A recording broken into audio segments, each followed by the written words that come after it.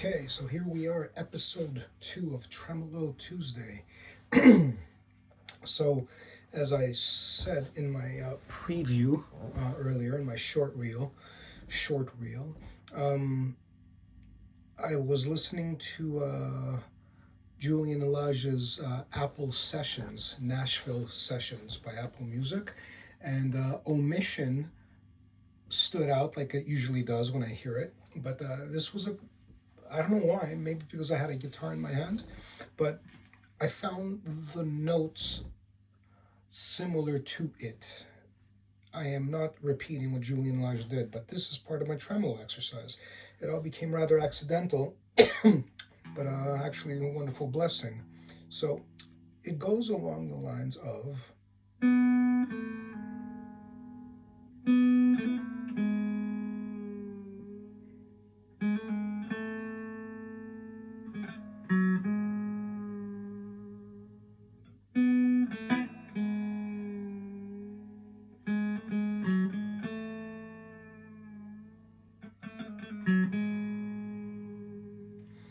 So he doesn't use a tremolo in the actual composition here. Let me get a bit of that light off. But I'm using it as an opportunity to work on my tremolo technique because Jeff Beck was just a master of subtlety. He worked with notes on such an immaculately level. Look at this. Listen to what he would do, and I'm certainly not going to do it justice, but have a listen to this.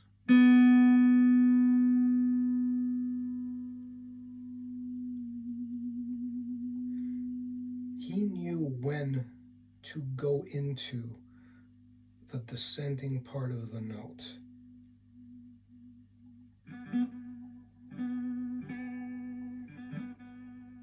He knew where to move his pinky and how much pressure to apply. And this is what I'm going to try and develop over the next few years. Because I think the reason why tremolo technique has become so, I guess, cliche in modern music is that a lot of people just think, oh, great, let's just make that sound. Ooh. But everyone is always doing it. What I loved about Jeff Beck and the true masters is that they knew economy. They knew how to do simple things that I'm trying to do now.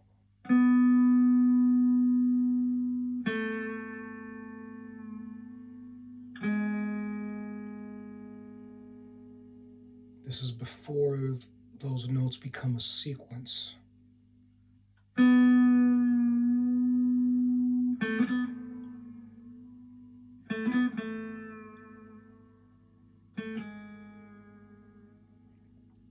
And now I'm playing them a little bit closer together.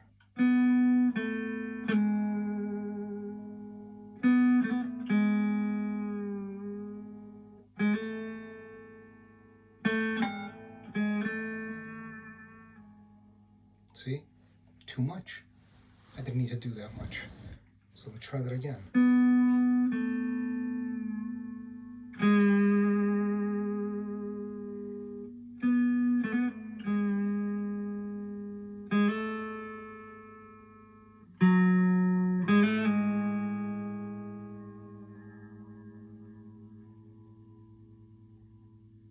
Oh, I hope you guys heard that one.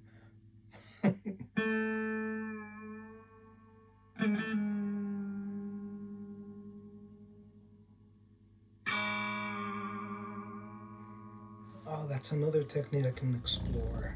It's not just hitting the notes and finding the right amount of pressure. You can go heavy. I just like soft and subtle.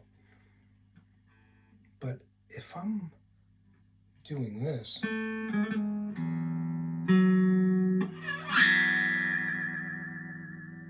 there's something to that, isn't there?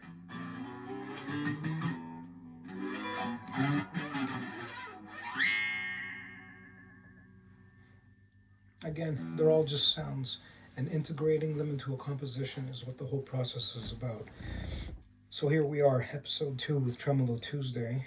What is episode 50 going to look like at the end of this year, 2025? And this is what I'm exploring. I'm including tremolo practice now daily into my life. There's something always going on with the tremolo, even if it's just for a few minutes. But I want to at least demonstrate an evolution of some kind week to week.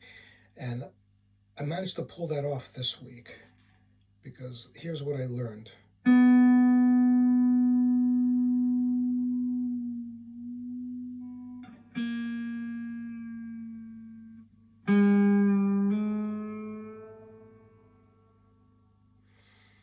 Sometimes you need the note to play out.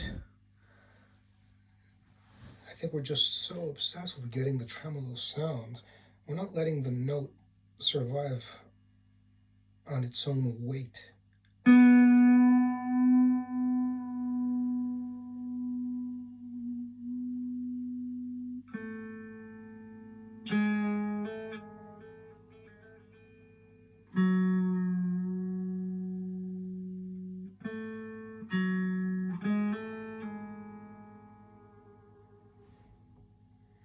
So let me see if I can go into a fluid thing.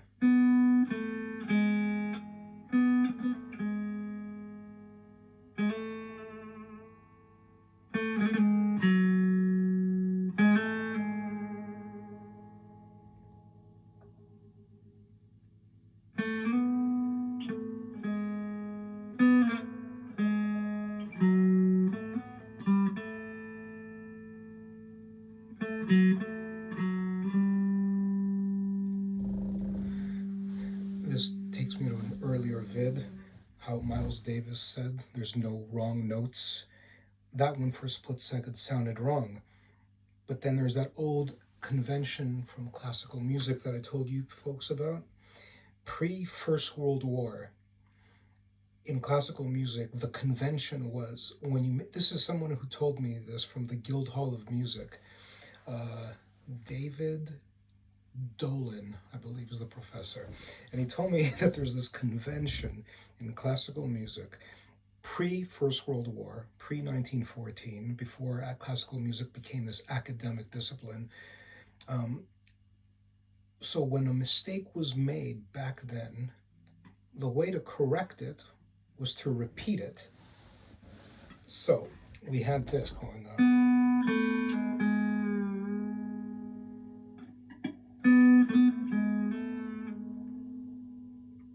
Repeat that.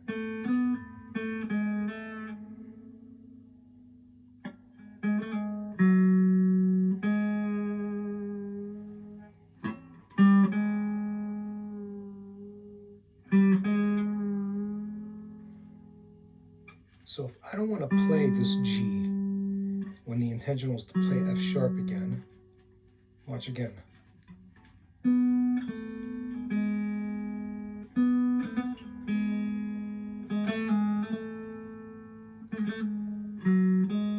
That's the F sharp.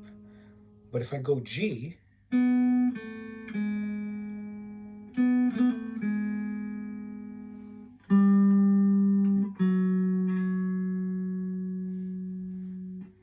doesn't quite feel right. But if I repeat it,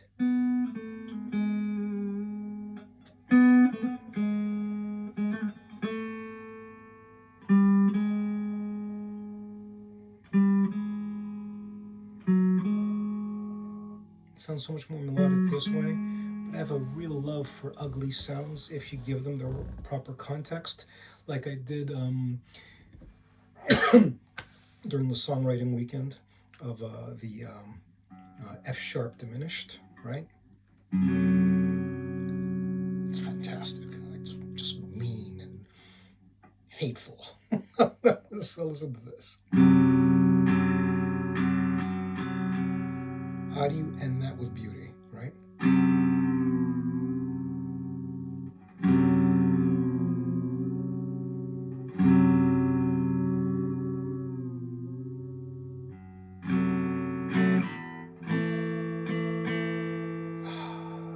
That lovely A minor. Listen to that again, all right?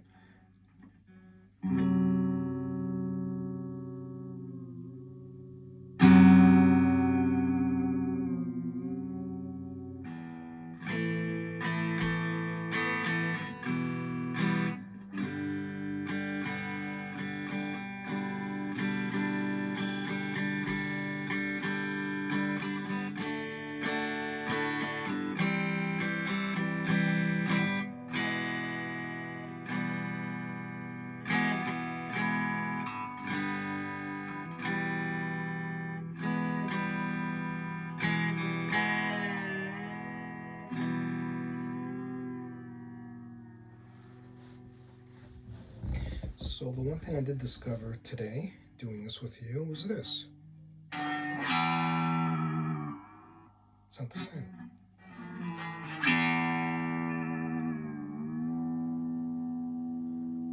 What about the acoustics of the fretboard? Huh.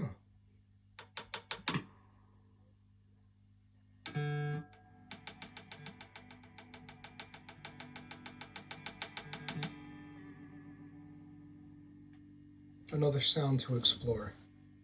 I'm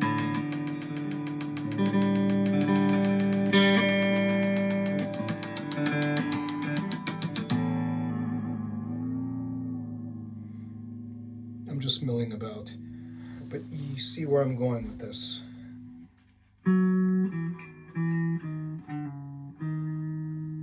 Now, what if we go with that Omission? That's what Julian Lage's composition is called. And again, this is not a copy of that, not even close. If he's 12, this is -2. But you'll hear a fragment that is inside that composition.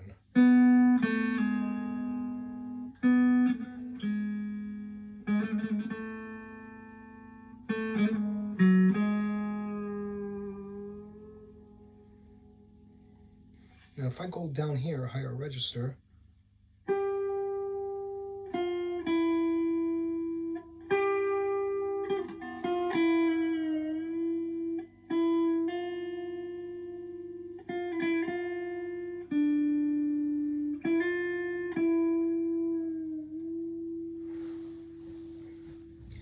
knowing how much pressure to apply is so important.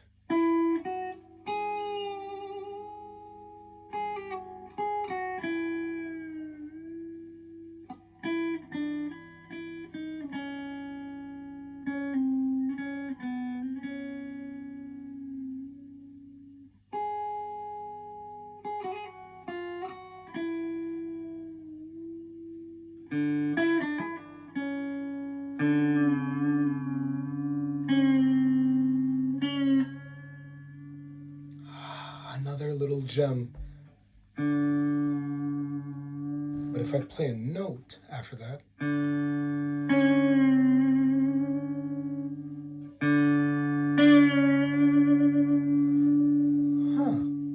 a new sound. Okay.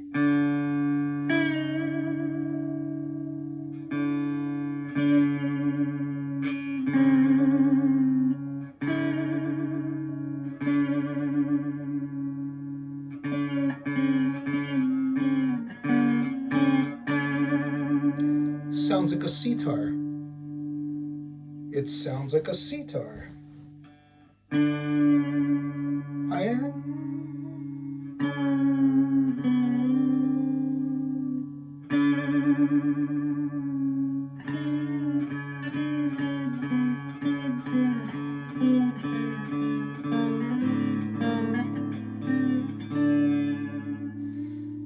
Actually, that has a bit of a bouzouki sound to it, doesn't it? And given the fact that I'm Greek, it pleases me.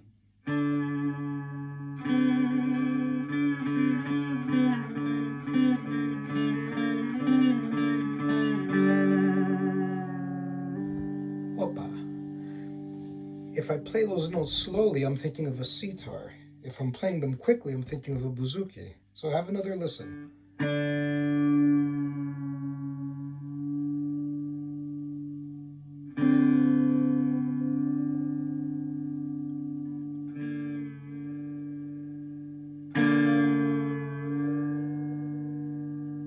Same notes.